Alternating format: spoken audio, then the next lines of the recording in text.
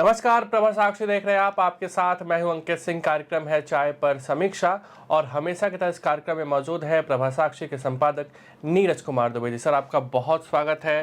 और हम लोग एक ऐसी चर्चा ये है जिसको बार बार अपने कार्यक्रम में हम शामिल कर चुके हैं, लेकिन अभी भी वो चर्चा में बना हुआ है, और वो है कि भाजपा का राष्ट्रीय अध्यक्ष कौन बनेगा। प्रधानमंत्री नरेंद्र मोदी विदेश दौरे से वापस आ चुके हैं। आज से लगभग 8 दिन बचा हुआ है जब पार्लियामेंट सेशन का आगाज़ होगा, मानसून सत्र का आगाज़ होगा। कहा जा रहा था कि उससे पहले हो जाएगा, उससे पहले होता दिख नहीं रहा है। इसके अलावा ये भी कहा जा रहा था कि राष्ट्रीय अध्यक्ष के बाद कैबिनेट का भी फेरबदल की संभावनाएं हैं, वो भी होता दिख नहीं रहा है। इन सब के बीच मोहन भागवत का एक बयान आ जाता है, 75 के हो गए तो साइड हो जाओ, नए के लिए रास्ता बनाओ। उन्होंने किस को लेकर ये बयान दिया, क्यों दिया? क्योंकि वो खुद 75 के हो जाएंगे।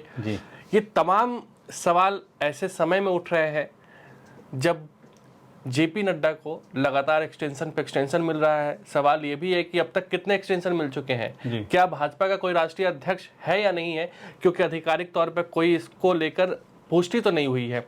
एक एक्सटेंशन के बाद कब उनको एक्सटेंशन मिला, कब उनका एक्सटेंशन खत्म हुआ, ये जानकारी किसी को नहीं है। तो भाजपा के भीतर चल क्या रहा है, नाम जो संभावित आ रहे हैं वो अचानक पीछे क्यों हो जा रहे हैं, नए नाम फिर सामने आ जा रहे हैं, तमाम बातों पर आज विस्तार से आप हमारे दर्शकों को जानकारी दीजिए। सर देखिए, एक तो क्या है, मोहन भागवत जी के आपने जो बयान का जिक्र किया है, जो उन्होंने कार्यक्रम में दिया, मुझे लगता है कि उनका जो बयान था उसको थोड़ा सा संदर्भ से अलग हटाकर पेश किया गया है।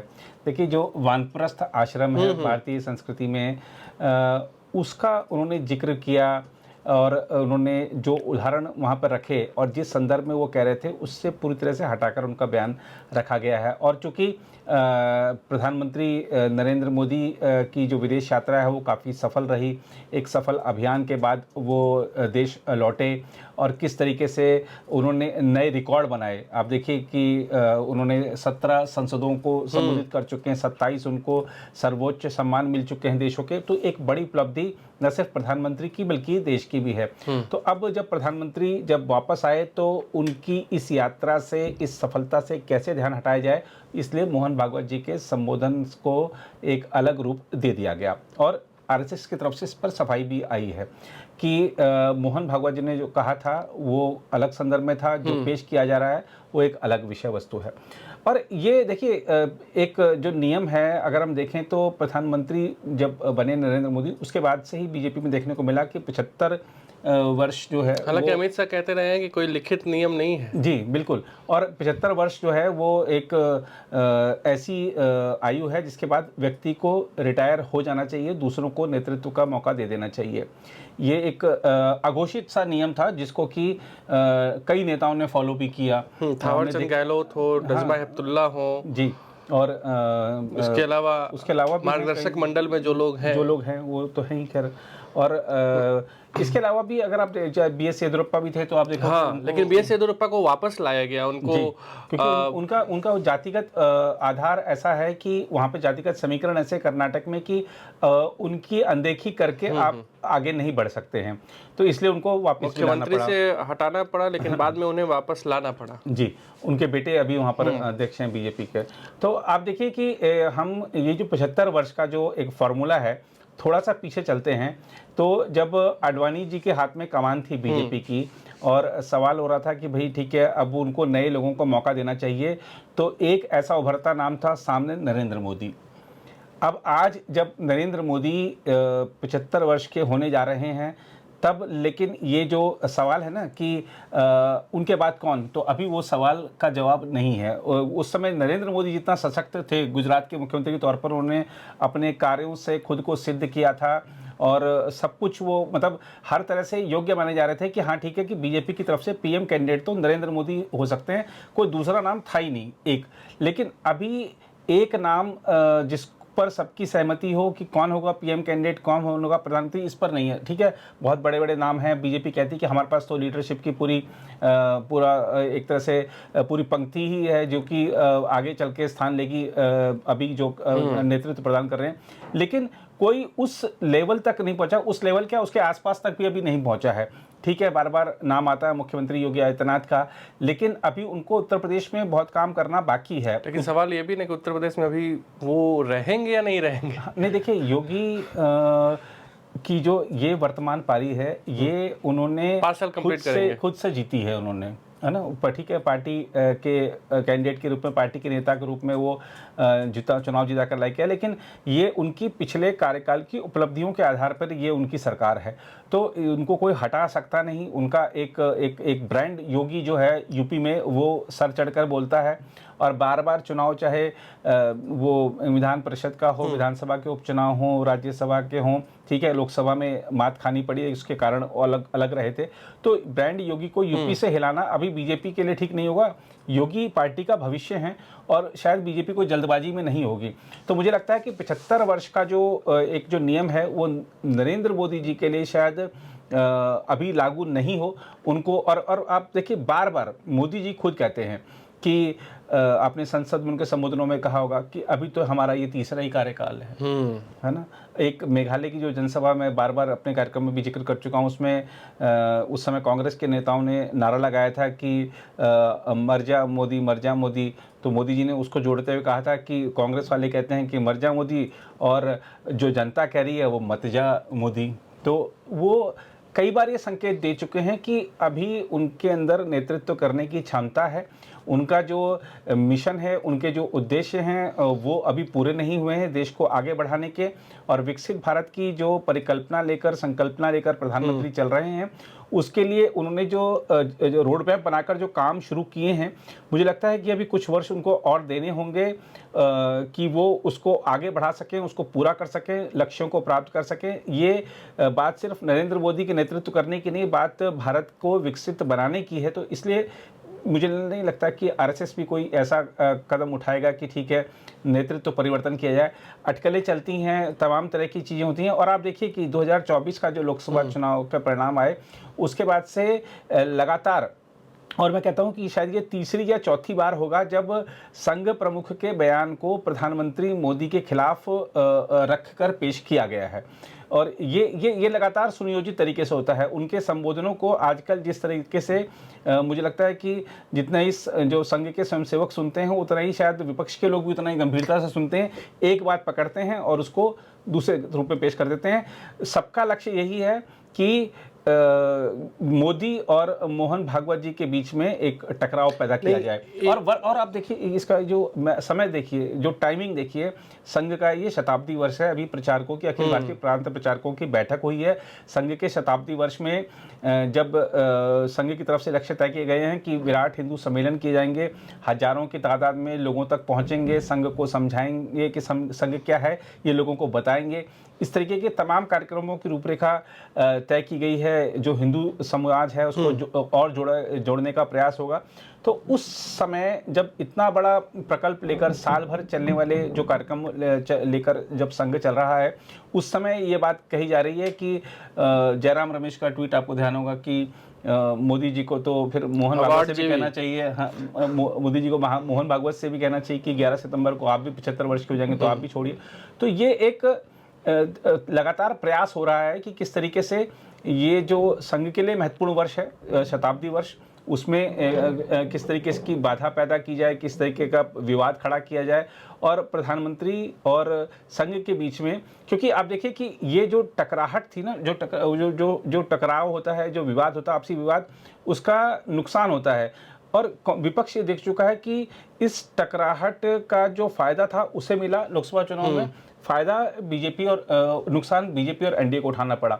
तो फिर से वो स्थिति किस तरीके से लाई जाए, आगामी चुनाव बहुत महत्वपूर्ण है। और जिस तरीके से संघ के जो कार्यकर्ता हैं, चाहे वो बंगाल हो, चाहे असम हो, चाहे केरल हो, वहाँ पर संघ की कार्यकर्ताओं की जो कह सकते हैं कि सक्रियता कहीं कहीं तो बीजेपी के कार्यकर्ताओं से ज़्यादा नज़र आती है। तो वो ये चाह रहे हैं कि ये टकराहट बढ़े और हमको उसका फ़ायदा मिले। तो ये एक प्रयास है जो मुझे लग रहा है कि 2024 के चुनाव परिणाम जो आए थे, उसके बाद से ये चौथा 5वां अटेम्प्ट है। तो लेकिन मोहन भागवत जी का जो बयान था उसको पूरा सुनना चाहिए। कहीं कोई ऐसी बात ही नहीं है कि प्रधानमंत्री मोदी पर निशाना साधा गया लेकिन हो। दिलचस्प ये भी है ना, मैं यूट्यूब चैनल्स पे कई ऐसे वीडियोज हैं जिनके थंब देख रहा था, उनमें से एक वीडियो पे मेरी नज़र पड़ी, उसमें उसके थंब में लिखा हुआ था कि मोहन भागवत ने मोदी को दिखाए लाल झंडे, ईडी सीबीआई के रडार पर आरएसएस। ऐसे ऐसे थंबनेल बनाए जा रहे हैं। जी, वही कह रहा हूँ ना, एक ये पूरा एक इकोसिस्टम है। ये एक विचार सुबह फेंका जाता है सोशल मीडिया के माध्यम से विपक्ष के एक दो खास नेताओं की तरफ से, और उसके बाद फिर जो पूरा इकोसिस्टम है उसको कभी वीडियो के माध्यम से या थंबनेल में कुछ इस तरीके का टेक्स्ट लिखकर या और तमाम तरीके से उस विमर्श को आगे बढ़ाने में लग जाते हैं, ताकि लोगों तक ये बचे नहीं भैया तो आपस में लड़ रहे हैं। चलिए, हम थंबनेल की बात कर रहे हैं सर, तो थंबनेल ये भी कहता है कि आरएसएस ने बीजेपी को फंसा दिया है। आरएसएस ठान चुका है कि हमारा कार्यकर्ता ही बीजेपी का अध्यक्ष होगा। आरएसएस नहीं चाहता कि अमित शाह की बीजेपी में चले। ऐसे ऐसे तमाम थंबनेल जो हैं वो सोशल मीडिया पर दिखाई देते हैं। वो ऐसे पोस्टर्स, आप फेसबुक, अगर आप राजनीति में दिलचस्पी रखते हो तो आप फेसबुक स्क्रॉल करो, उस पर भी आपको 5-7 ऐसे पोस्टर्स आ जाएंगे। अमित शाह अगर नया राष्ट्रीय अध्यक्ष बनता है तो क्या अमित शाह को कंट्रोल कर पाएगा, ऐसे ऐसे मतलब जी तमाम बातें होती हैं। तो फिर सवाल वही आ जाता है कि राष्ट्रीय अध्यक्ष कौन? जी, क्या संघ तय करेगा, क्या भाजपा तय करेगी? पहले ऐसा होता रहा है या नहीं होता रहा है, मुझे उतनी जानकारी तो है नहीं कि पहले किस तरीके से चयन होता रहा है, लेकिन बीजेपी में ये तो है कि आम सहमति बनती रही है जी, और जहां भी विवाद की स्थिति होती है वहां राजनाथ सिंह जी आ जाते हैं। जी, तो कई जगह ये भी कही जा रही है, जो मोदी के विरोधी हैं वो भी कह रहे हैं कि राजनाथ सिंह पे सहमति बन गई है, बस ऐलान होने ही वाला है। तो आप जो पूरी की पूरी कवायद जो बीजेपी को अध्यक्ष चुनने में जो देरी हो रही है उसको लेकर जो लगातार जारी है, उस पर क्या कहेंगे? जी, एक तो क्या राजनाथ सिंह जी का, क्योंकि अभी खासतौर पर रक्षा क्षेत्र हमारा जिस तरीके से आत्मनिर्भरता की ओर बढ़ रहा है और तमाम जो अभी हाल की जो चुनौतियां थी रक्षा सुरक्षा से संबंधित, तो उसको लेकर नहीं, वहाँ सक्सेसर भी बताया जा रहा है। हाँ, लेकिन उसको मुझे लगता है कि शायद उसको अभी नहीं छेड़ेंगे प्रधानमंत्री, लेकिन अब वो प्रधानमंत्री का अपना संवैधानिक अधिकार है कि वो किसको रखना चाहें, किस मंत्री पद पर, ये उनको तय करना है। लेकिन जो लोग कह रहे हैं कि जैसा आपने कहा कि भाई बहुत सारा चल रहा है सोशल मीडिया पर कि बीजेपी को आरएसएस ने फंसा दिया। देखिए, आरएसएस जो है बीजेपी को फंसाता नहीं है, वो फंसी हुई बीजेपी को उस मुश्किल समय से निकालता है, उस संकट से निकालता है। और आज जो स्थिति दिख रही है, यही स्थिति तब थी जब बीजेपी 2009 का लोकसभा चुनाव हार गई थी और उस समय नितिन गडकरी को लाया गया था। उस समय भी इस तरीके का विवाद हुआ था, तमाम उस समय आडवाणी जी को हटाने का और नया अध्यक्ष चुनने में जो समय लग रहा था, और यही सब लगभग, लेकिन वो थोड़े से विवाद और आपसी, क्योंकि बीजेपी विपक्ष में थी, तो विपक्ष में जब आप होते हैं तो झगड़े थोड़ा सा और सार्वजनिक होते हैं, तो वो सब चीजें, D4 की भी चर्चा खूब होती थी उस समय। जी, तो वो सब चीजें उस समय सामने आ रही थी। अभी वो स्थिति नहीं है, क्योंकि नरेंद्र मोदी और अमित शाह के आने के बाद से जो आपसी संघर्ष है, जो आंतरिक गुटबाजी है, वो बीजेपी में सामने नहीं दिखाई देती है, सड़कों पर नहीं आती है कम से कम। तो अब आप देखिए कि जो ये आरएसएस है, अब अगर हम एक सामान्य परिवार के तौर पर देखें, तो अगर मान लीजिए कि मेरे नंबर किसी परीक्षा में कम आए हैं तो मेरे पिताजी मुझ पर निगरानी बढ़ा देंगे, और वो शायद अब वो मेरी बातों पर उतना विश्वास नहीं करेंगे कि नहीं भैया, मैं बोलूँगा कि मैं तो अच्छा पढ़ रहा हूँ, वो बोलेंगे नहीं मेरे को दिखा कि भैया तुमने क्या पढ़ाई की है, क्योंकि उनको चिंता ये है कि इसको अगली बार वैसी स्थिति का सामना नहीं करना पड़े। अब जो बीजेपी है वो आरएसएस की एक राजनीतिक इकाई है, उसका एक अनुषंगिक संगठन है, इसमें किसी को मतभेद, इसको किसी को कोई दो राय नहीं है। अब आरएसएस यही चाहता है कि बीजेपी आगे बढ़े और उसके जो विचार हैं, उसकी जो विचारधारा है, उसको आगे बढ़ाए, भारत को सशक्त बनाए, नागरिकों को हर पारदर्शी तरीके से सब योजनाओं का लाभ मिले। अब बीजेपी अगर सत्ता में रहेगी तभी आरएसएस के भी जो ये जो संकल्प हैं देश के प्रति, वो सिद्ध हो पाएंगे। बीजेपी सत्ता में तब रहेगी जब वो मजबूत रहेगी और जनता के मन में उसके प्रति एक भावना रहेगी कि ये पार्टी देश का भला कर सकती है। तो अगर बीजेपी उस पथ से भटकती है, बीजेपी विचारधारा से थोड़ा सा भी डगमगाती है, बीजेपी गलत राह पर जाती है, तो आरएसएस कनेक्ट ही लगाती है। हाँ, तो आरएसएस हस्तक्षेप करता ही है। हाँ, ये पहली बार नहीं हो रहा है, ये पहले भी होता रहा है, हमने बहुत समय से देखा है ये सब चीज़ें। तो ये अब नया राष्ट्रीय अध्यक्ष चुना जाना है। वो नया राष्ट्रीय अध्यक्ष 2029 के लोकसभा चुनाव का भी नेतृत्व करेगा पार्टी अध्यक्ष के तौर प्रॉक्सी पर। होगा या पैरेलल होगा? मुझे ऐसा लगता है कि जो 24 के चुनाव परिणाम है ना, उसने प्रॉक्सी की संभावना को खत्म कर दिया है। तो आरएसएस नहीं चाहेगा कि नरेंद्र मोदी जी और अमित शाह का कोई यस मैन वहाँ पर हमको बिठा दें। जैसे अगर हम देखें अभी बीजेपी में जो संगठन मंत्री हैं, बीजेपी में संगठन मंत्री पावरफुल पोजीशन वाले होते हैं, और आप देखिए कि उनका एक अलग रुतबा होता है, उनके साथ जितना कार्यकर्ताओं का कनेक्शन होता है उतना बीएल संतोष जी का नहीं है, क्योंकि वो एक तरह से क्योंकि इन पे सवाल बहुत है। यस-मैन के रूप में वो देखे जाते हैं। तो आरएसएस भी उनके कार्यकाल को लेकर, उनके जो उन्होंने जिस तरीके से अपनी पार्टी को चला रहे हैं उससे लेकर बहुत खुश नहीं है। तो मुझे लगता है कि संगठन मंत्री भी बदले जाएंगे। राष्ट्रीय अध्यक्ष का तो खैर कार्यकाल खत्म हो ही चुका है, और ये स्वाभाविक रूप से मुझे ऐसा लगता है कि कोई अच्छा और एक पावरफुल व्यक्ति होगा, और अगर पावरफुल नहीं भी है तो अगर किसी सामान्य व्यक्ति को भी राष्ट्रीय अध्यक्ष बनाया जाता है तो उसको पावरफुल बनाया जाएगा। और ये आने वाले समय में हम देखेंगे, और मुझे लगता है कि शायद अब वो समय आ गया, क्योंकि आप बार बार समय की बात कर रहे हैं, तो मुझे लगता है कि समय आ चुका है। बीजेपी की योजना यही है कि संसद सत्र के आसपास जब सब लोग दिल्ली में होंगे, उससे 1-2 दिन पहले, तो अब जैसे 21 से शायद सेशन शुरू है, तो हो सकता है कि 18-19 में कोई शुभ तिथि देख रखी हो बीजेपी ने। कई लोग तो कह रहे हैं कि 5 अगस्त के आसपास होगा। जी, हो सकता है 5 अगस्त के आसपास ही हो। 5 अगस्त को इस बार यही हो जाए। हाँ, इस बार ही कुछ हो जाए। 5 अगस्त वैसे भी देश के लिए बड़ा दिन है। वो ठीक है कि बीजेपी ने उस दिन कुछ बड़े काम किए, लेकिन देश के लिए बड़ा दिन है वो 5 अगस्त। तो क्योंकि राम मंदिर की आधारशिला रखी गई थी, 370 हटा था। तो ये हो सकता है कि 5 अगस्त हो सकता है कि 18-19 जुलाई हो, कोई भी डेट हो सकती है, क्योंकि अब बीजेपी का जो संविधान है उसके जो नियम हैं नए राष्ट्रीय अध्यक्ष के चुनाव के लिए, जो कुछ जरूरी शर्तें हैं वो बीजेपी पूरा कर चुकी है। आधी राज्य इकाइयों से ज़्यादा के वहाँ पर उसके प्रदेश अध्यक्ष चुने जा चुके हैं। तो मुझे लगता है 26-27 हो गए। जी। तो अब वो प्रक्रिया पूरी हो चुकी है, तो कभी भी ये सामने आ सकता है। मुझे लग रहा है कि कुछ ऐसे राज्य जहाँ पर मतभेद हैं अध्यक्ष को चुने जाने में, जिनमें उत्तर प्रदेश है, जिनमें गुजरात है, और दिल्ली भी है। दिल्ली में मतभेद नहीं है, लेकिन दिल्ली में ऐसे रिजल्ट लाने वाले को कैसे कहाँ सेटल किया जाए उसके बाद जी शायद। जी, तो ऐसे 2-3 स्टेट बचे हैं जिसमें सबसे ज़्यादा महत्वपूर्ण उत्तर प्रदेश है, क्योंकि उत्तर प्रदेश में 27 में विधानसभा के भी चुनाव हैं। तो देखना होगा। कुछ जो महत्वपूर्ण राज्य हैं वहाँ पे ये देखा जा रहा है कि जो नए अध्यक्ष आएंगे वो अपने हिसाब से अपनी टीम तैयार करते हैं, तो उसके लिए ज़्यादा फायदेमंद। और जैसे हम दिल्ली में स्थिति देख रहे हैं उसे हम उत्तर प्रदेश में है। वहाँ पर योगी आदित्यनाथ से ज़्यादा पावरफुल अध्यक्ष तो नहीं हो जाएगा, या उनकी टक्कर का तो नहीं हो जाएगा, या उनका कहीं यस-मैन तो नहीं हो जाएगा। तो वहाँ भी यही सब चीज़ें देखी जा रही हैं। तो जो केंद्र में है, जो मोदी जी के सामने, केशव मौर्य उत्तर प्रदेश में फिर से आ रहे हैं। देखिए, संभावना जो है, अभी वो अमित शाह से मिलकर गए हैं, और अमित शाह के और उन केशव प्रसाद मौर्य ऐसा नाम है जिस पर प्रधानमंत्री मोदी भी यस बोल देंगे और अमित शाह भी यस बोल देंगे। और वो क्योंकि वो विश्व हिंदू परिषद से आए हुए हैं, संघ के नेता रहे हैं, तो उनको वहाँ से हर जगह से यस तो मिल जाएगा। वो जाना चाहते हैं कि नहीं, वो उनके ऊपर मुझे लगता है। फिर भी मुझे लगता है कि संगठन और फिर सरकार आमने सामने हो सकती है। हाँ, हो सकते हैं, क्योंकि अभी भी संगठन और सरकार में बहुत ज्यादा सामंजस्य तो है नहीं। जी, और केशव प्रसाद मौर्य आते हैं तो मुझे लगता है कि शायद कहीं ना कहीं योगी जी से तनाव की जो खबरें हैं फिर ज़्यादा सार्वजनिक होंगी। फिर होगा कि ठीक है, किसके ज़्यादा समर्थकों को यूपी विधानसभा चुनाव में टिकट मिलेगा, तो इस तरीके की चीज़ें होंगी।